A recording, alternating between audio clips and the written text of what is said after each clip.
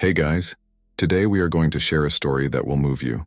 Imagine going through a near-death experience and coming face-to-face with Jesus, receiving shocking visions about the future, and even about Christians in hell. This is the shocking journey of Lenora, who went through it all and came back to tell us what she saw. Before we start, leave a comment where you are watching us, and if you are not yet a subscriber, take the opportunity to subscribe to the channel and activate the bell so you don't miss stories like this. Let's go together in this surprising revelation. My name is Lenora Winslow, and before I tell you what happened to me, I need you to understand who I was. I'm 32 years old. I work as an accountant at one of the biggest companies in Chicago, and until that night, I was what people used to call down to earth. My routine was as predictable as a mathematical equation. Every day at 6:30 a.m., the alarm clock would go off in my Lakeview apartment. I would prepare my coffee, always strong, with a splash of almond milk, and sit at my small dining table, checking the news on my tablet while drinking coffee. "Eleonora, you need to live a little longer," my younger sister Sarah always said on our Sunday calls. "Not everything in life can be planned like your Excel spreadsheets." And I always said the same thing. "Sarah, someone in this family needs to be responsible." Then we laughed. But deep down, I believed it. I believed that everything in life could be calculated, predicted, organized into little boxes of logic and reason. At work, my colleagues called me Miss Precision. It was a nickname that I was secretly proud of. Mark, my boss, always said in meetings, "If Lenora checked the numbers, you can be sure they're right." And they really were. I was proud of that reputation. As for spirituality, well, I'll be honest with you. I respected those who believed. But internally I thought, how can intelligent people believe in something they can't see or prove? I remember one time, when my mother tried to convince me to go to church with her. "Honey, you need something other than numbers in your life," she said, holding my hands. "Mom, I respect your faith, but you know it's not for me. I need evidence, concrete proof." She just smiled in that way that only mothers know how to smile, as if they knew something we haven't discovered yet. "One day, Lenora," she said, "one day you will understand that some of the most real things in life cannot be proven on a spreadsheet." At the time, I just shrugged my shoulders. How could I have imagined that those words would become so meaningful? How could I have known that my entire worldview was about to be completely transformed? Sometimes, when I look back at that Lenora so sure of her certainties, I want to laugh and cry at the same time. Because that Friday night, everything I thought I knew about reality was about to change forever. It was one of those typical Chicago nights, where the rain seemed determined to wash away the entire city. Friday, October 19th. Funny how some dates are forever etched in our memory, isn't it? I had stayed late at the office and finishing up the third quarter reports.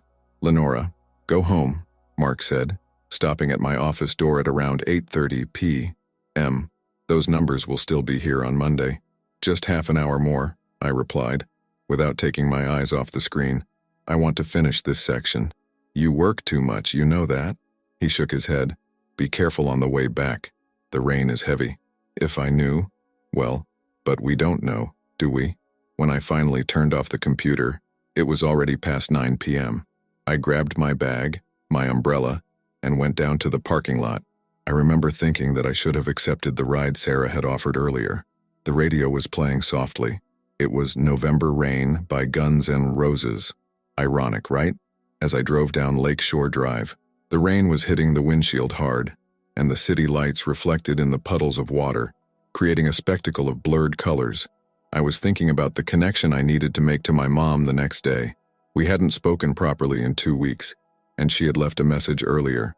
"Lenora, darling, I miss you. Call me when you can, okay?" That's when it happened. One moment I was there, thinking about my mother, and the next, I saw the lights. Those huge, bright lights coming towards me. A truck had lost control on the wet road. I later learned that the driver had dozed off at the wheel. They say that in these moments life passes in slow motion. It wasn't like that with me. It all happened very quickly. I remember turning the steering wheel, desperately trying to swerve. I remember the sound, a deafening clang of metal on metal, glass breaking, tires screeching on wet asphalt. The pain, oh, the pain was indescribable. It was like every nerve in my body was on fire at the same time. I remember thinking, So this is how it ends. But it didn't end, because in the next moment, something extraordinary happened. The pain simply disappeared. It was as if someone had turned off a switch. Suddenly, I felt an inexplicable lightness. It was like floating in the warm water of a swimming pool, only without the water. A sense of peace began to wash over me. Even amidst the chaos unfolding around me, I heard distant voices. "She's stuck in the wreckage. We need more equipment here." Weak pulse. Very weak. But the voices seemed to come from far away, as if they were on the other side of a long, dark tunnel. And then something happened that would forever change my understanding of reality. Suddenly, I was looking down on everything. It's difficult to describe this sensation. How can you explain colors to someone who has never seen? But I will try to be as accurate as possible, just as I have always been with my numbers. Imagine waking up from a dream, but instead of being in your bed, you're floating on the ceiling. It was more or less like this. The first thing I noticed was the silence. Even with all the chaos going on below, the sirens, the screams, the sound of the rain, there was absolute silence where I was. A silence that seemed to embrace everything. I saw my car, or what was left of it, twisted like a crushed tin can. Paramedics worked frantically around, their fluorescent orange clothes shining in the rain. One of them, a young man with a red beard, shouted into the radio, "We need more equipment here. The victim is trapped. Situation critical." I wanted to shout to them, "Hey, I'm okay, I'm up here." But no sound came out. It was frustrating and fascinating at the same time. I could see everything with stunning clarity. Every drop of rain seemed to sparkle like a small diamond. Every movement of the paramedics was as sharp as a high-definition photograph. It was then that I saw myself. My body was there, trapped between the hardware, pale and still. My brown hair was stained with blood, and my navy blazer, the one I'd bought on sale at Macy's last month, was torn and dirty. It was surreal, like watching a movie where you are the protagonist, but at the same time you are in the audience. "Starting cardiac massage," shouted a gray-haired paramedic. No response. "Prepare defibrillator." I watched as they fought to save my life. It was strange. I should have been terrified, but I wasn't. I felt an inexplicable peace, as if I knew that, regardless of what happened, everything would be fine. I tried to look at my own hands, or whatever I had at that moment, and I saw something extraordinary. It was as if I were made of light, a kind of translucent energy that still maintained a vaguely human shape. I didn't feel cold or hot. I didn't feel the wind or the rain that continued to fall below. It was at that moment that I realized that my consciousness was different. It was as if he could perceive everything at once, the past, the present, every detail of the scene below, every thought and emotion of the people present. It was as if my mind had expanded far beyond the limits of what I thought possible. I remember thinking, how am I going to explain this to Sarah? How am I going to put this into a spreadsheet? The thought made me laugh, or at least feel something equivalent to laughter in that state. And then I realized I wasn't alone. There was a presence approaching, a light that made all the ambulance and city lights seem like mere shadows in comparison. But before I could understand what was happening, something even more extraordinary was about to occur. Something that would change not only my understanding of reality, but the entire essence of my being. The light began as a small bright point on what I imagined to be the horizon. If you can even talk about a horizon in that dimension, it was unlike any light I had ever seen before. You know when you're in a dark room and someone turns on a bright lamp, your eyes hurt, you blink, you protect yourself. But this light was different.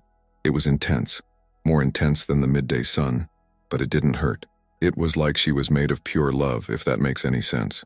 As it approached, I felt waves of peace and welcome that are impossible to describe in words. "Don't be afraid, Lenora." The voice, how to describe that voice?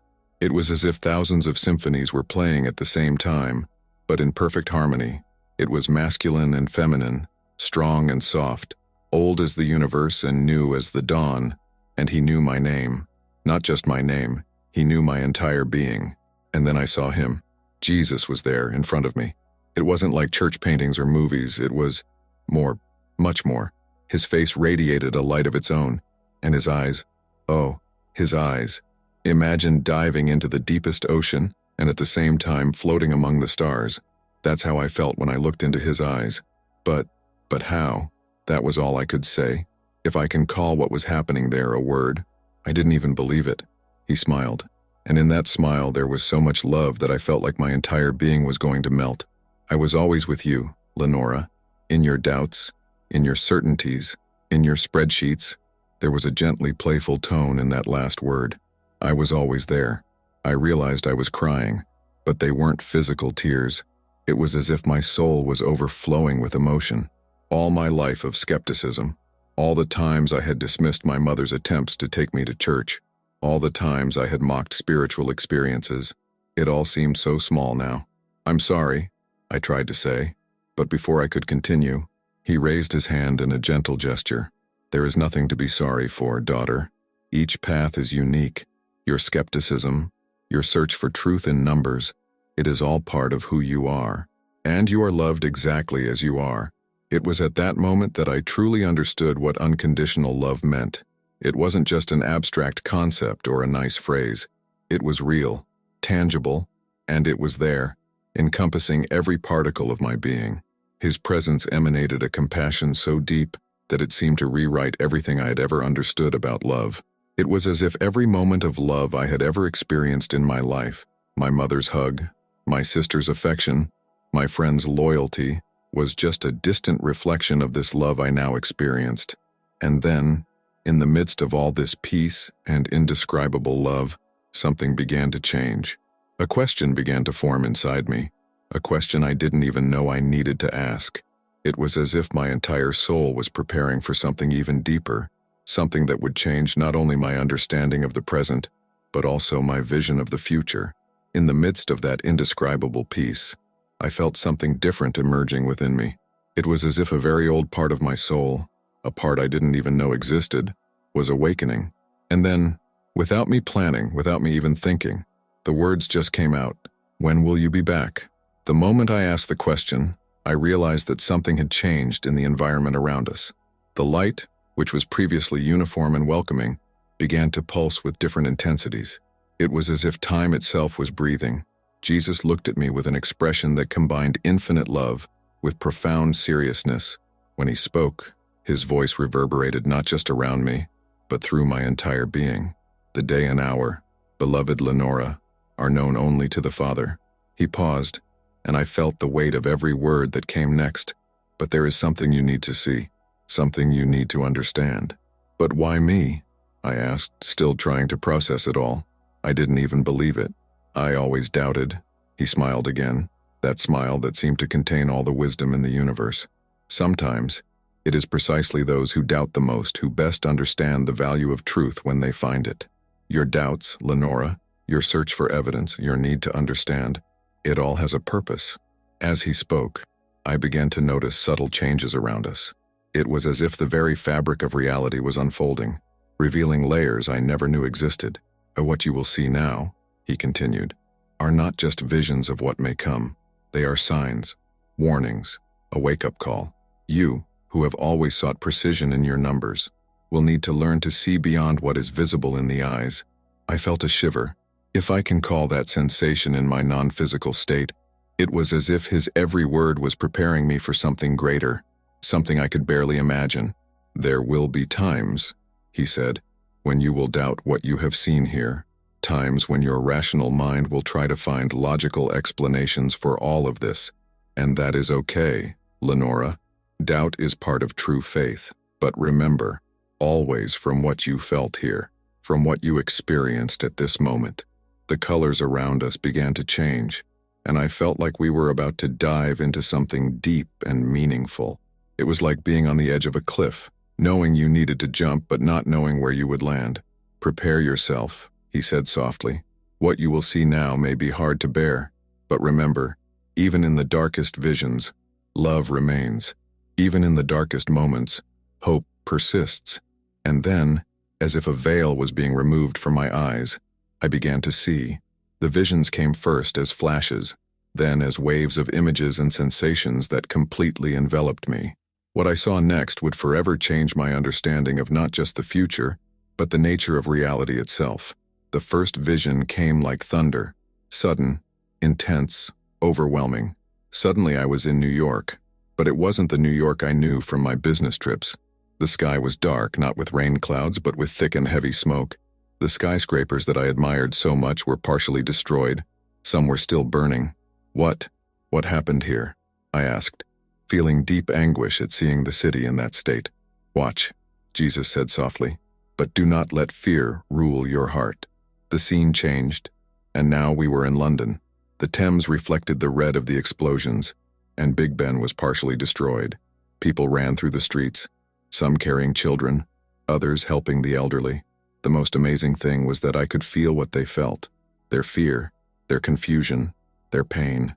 Our Father, a woman murmured in English as she ran with 2 young children. I could feel her heart beating fast, her desperate love for her children, her faith fighting against fear. The scene changed again, and we were somewhere in the Pacific. Warships cut through the waters. Missiles streaked the sky like deadly shooting stars. A young sailor on one of the ships looked at a photo of his family before running to his battle station. Why are you showing me this? I asked, feeling my entire being hurt with those visions. Because knowledge brings responsibility, Jesus replied, and because sometimes we need to see the darkness to truly appreciate the light. Then came scenes of Tokyo, its futuristic skyscrapers now reduced to rubble. I saw soldiers in deserts I didn't recognize, fighting wars that seemed to have no end. In each place, in each scene, I could feel the people's emotions, their fear, their courage, their hope even in the midst of chaos.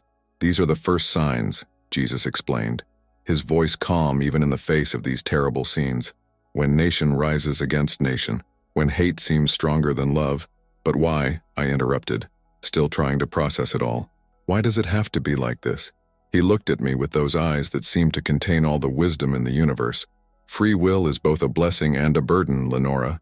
These are not things I desire, but choices humanity will make. Yet, even in the darkest hours, there will always be those who choose love. As if to illustrate his words, I saw scenes of people helping each other through the rubble. I saw strangers risking their lives to save others. I saw communities coming together to protect the most vulnerable. Remember, he said, I do not show this to cause fear, but to awaken consciences. The future is not written in stone. Every act of love, every choice for good, can make a difference. As the visions continued to unfold, I began to understand that I wasn't just seeing future events. I was being presented with a complex tapestry of human choices and their consequences. And in the midst of all that chaos, there was still hope. A hope that shined brightest precisely in the darkest moments. The views changed, and with them came a new wave of sensations. The war scenario gave way to something equally disturbing, but different. Now I saw the earth itself reacting, as if the entire planet was groaning in pain. The first vision took me to the Amazon.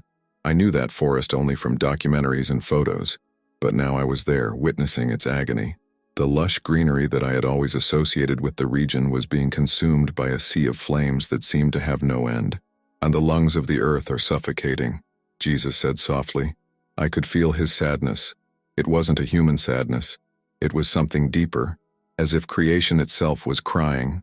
I saw an indigenous woman, her eyes filled with tears as she watched her ancestral land burn. His words, although in a language I didn't know, echoed in my soul. Mother Earth is dying, and with her, we all die. The scene changed, and we were on the American Great Plains. That golden sea of wheat that I used to see on my work trips was transformed into an arid desert. The ground was cracked, dry, as if it hadn't seen water in years. John, I heard a woman scream. It was a farmer, looking at her husband who was kneeling on the dry soil, taking a handful of earth between his fingers. John, what are we going to do? How will we feed our children? He replied, his voice breaking. How will we feed the world?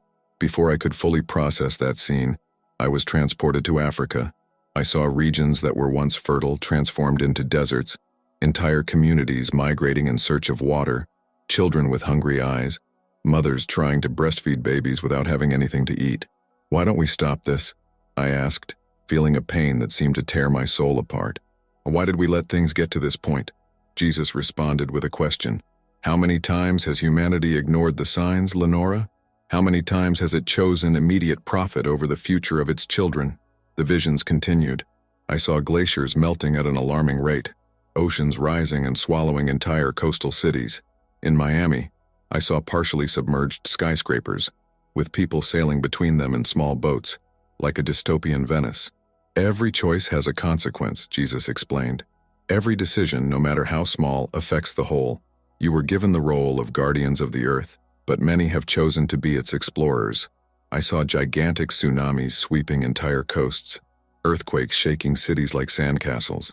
But amid all the destruction, I also saw something else. I saw people adapting, communities coming together, solutions being created. Is there still hope? I asked, watching a group of young people planting trees in a devastated area. There is always hope, he replied. As long as there are hearts willing to love, to care, to preserve, there will always be hope. But time is running out, and the choices humanity makes now will determine much of what is to come. The last scene of this sequence showed me a small child, no more than 5 years old, looking out the window of his house at an unrecognizable world. In her hands, she held an old photo showing what that same place was like: green, alive, full of life. Her wide, innocent eyes asked a silent question that seemed to pierce my soul. Why did they let this happen? The next transition was different from the previous ones. It was as if we were descending, not physically, but towards a denser, heavier place. The air, if I can call what I experienced in that state, that became thicker, almost suffocating. What you will see now, Jesus said, his voice gentle but serious, may be the hardest part, but it is necessary for you to understand. It wasn't the hell of traditional stories. There was no fire, no demons with tridents, no boiling cauldrons. It was something much deeper and, in some ways, much more disturbing. I saw people, thousands of them, wandering like shadows. Their expressions, I will never forget those expressions. It was an emptiness that went beyond sadness, beyond despair. I recognized some faces, people I'd seen on TV, in churches, public figures who always talked about religion. One woman stood out. She wore a golden brooch with a crucifix, and her clothes suggested wealth and status. I built 3 churches, she murmured repeatedly. I donated millions. How can I be here? I was a good Christian. Jesus spoke softly. She built temples of stone, but she never built love in her heart.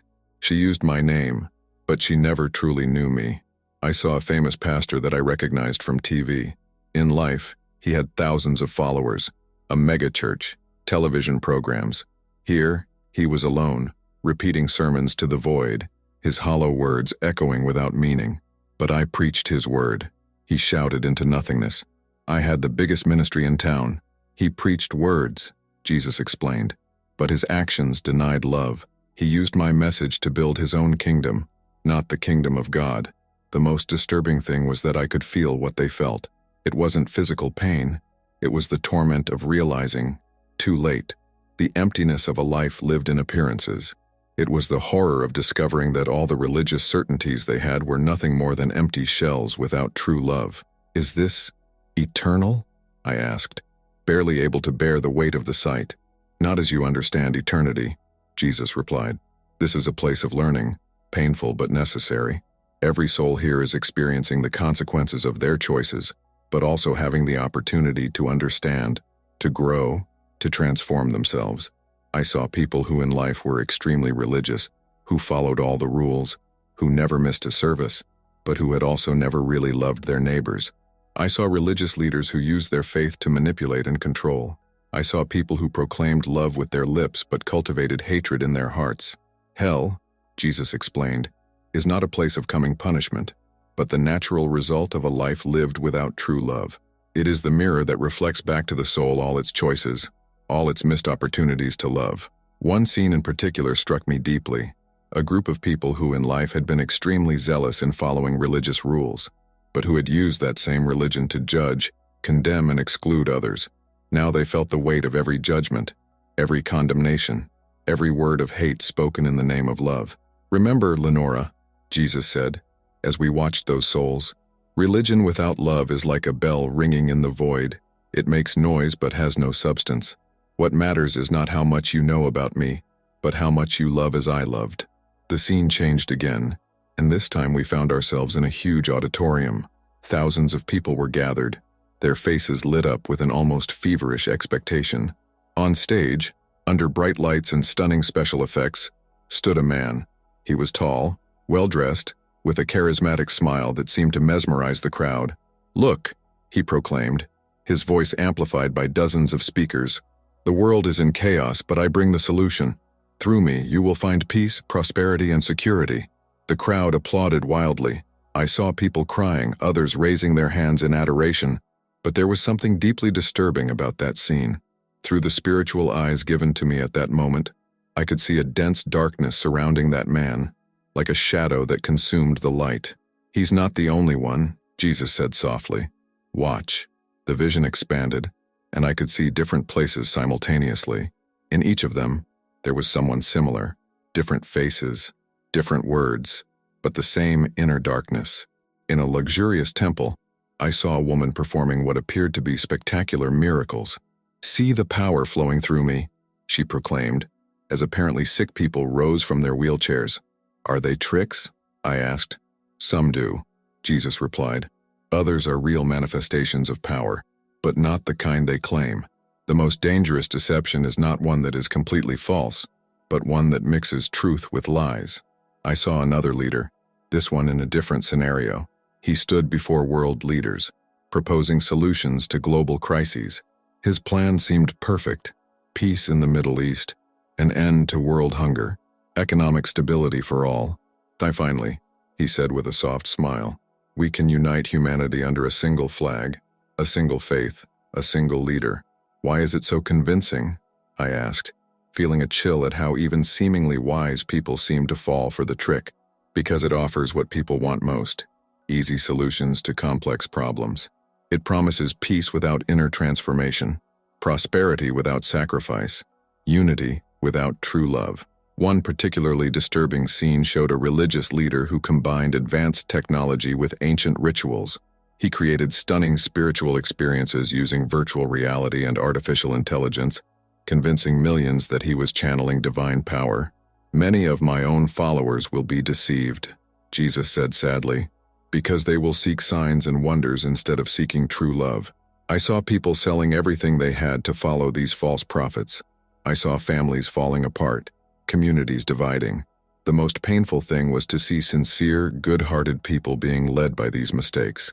"How can we recognize true from false?" I asked. "By the fruit," Jesus replied. "Not by the miracles they perform, not by the words they speak, but by the fruit they produce." True love frees, unites, heals. False love controls, divides, manipulates. Observe not what they say, but what they do. Do not signs that show, but lives that transform. The last scene of this sequence showed the end result of these deceptions. People who had dedicated their entire lives to these false leaders, discovering too late that they had been manipulated. I saw his despair, his disillusionment, his shattered faith. "That's why I show you this now," Jesus concluded, "so that you understand that the greatest deception will not come through obvious evil, but through that which seems good, that seems to bring answers, that seems to bring light. True discernment only comes through true love." The visions began to dissipate, like mist in the morning sun. I felt a subtle shift in the presence of Jesus, not a pulling away, but a transformation in the nature of our connection. "It's time to go back, Lenora," he said softly. There was so much love in his voice that I felt my entire being vibrate in response. "But there is still so much to see, to understand," I protested, feeling a sudden anxiety at the idea of leaving his presence. "What you saw is just the beginning," he replied. "Your true journey has just begun. You have a purpose to fulfill." How can I explain all this? Who will believe me? Doubts began to creep in, reminding me of the skeptical Lenora I used to be. He smiled, that smile that seemed to contain all the love in the universe. "Don't worry about who will believe. Just worry about being true to what you experienced. The seeds planted will find fertile soil in prepared hearts." I began to feel a kind of tug, as if something was calling me back. It was a strange sensation, like waking up from a dream, but in reverse. The pain began to return, first as a distant echo, then more and more real. "Will it hurt?" I asked, feeling scared for the first time since the experience began. "Returning to the physical body is not easy," he answered honestly. "But you won't be alone. You never have been." Before I could respond, I felt a wave of sensations wash over me. It was like diving into ice water. Shocking, intense, overwhelming. I heard distant voices becoming clearer. We have a pulse, pressure rising, pupils reacting. Maintain stabilization. The pain was now complete, real, insistent. Every nerve in my body seemed to scream in protest. I opened my eyes and the light from the ambulances momentarily blinded me. The red-bearded paramedic I had seen from above was there, holding my hand. "Welcome back," he said with a tired smile. "You gave us quite a scare." The following weeks in the hospital were a whirlwind of tests, surgeries, and physical recovery. But the most challenging thing was processing everything I had experienced. How could I explain to the doctors, to my family, to myself, the depth of what had happened? My mother was the first to notice the change in me. "Your eyes look different," she said one day, sitting next to my hospital bed. "You saw something on the other side, didn't you?" I cried when I told her. For the first time, I understood all those times she had tried to tell me about faith, about love, about God. It wasn't something that could be proven in a spreadsheet or calculated in an equation. It was something that needed to be experienced. Today, 6 months after the accident, I still work as an accountant. I still deal with numbers, spreadsheets, and reports. But everything is different now. Every number I type reminds me that there are realities beyond what we can calculate. Every person I meet is an opportunity to share, not just what I saw, but the love I experienced. I didn't create any group. I didn't write books. I didn't become a preacher. I'm still Lenora, but a transformed Lenora. When people ask about the accident, about my experience, I share it simply. Some believe it, some don't, and that's okay. I learned that the truth does not need to be defended. It needs to be lived. What about the future? The visions I received remain vivid in my memory, a constant reminder that there is work to be done, not with fear or despair, but with love and hope. Because now I know, with a certainty that transcends all logic, that even in the darkest nights to come, love, true love, will always find its way. And when people ask me if I'm afraid of what's to come, I answer with the words I now carry in my heart. Perfect love casts out all fear. Because no matter what the future holds, I've learned that there is a light that never goes out, a love that never fails, and a hope that transcends all human understanding.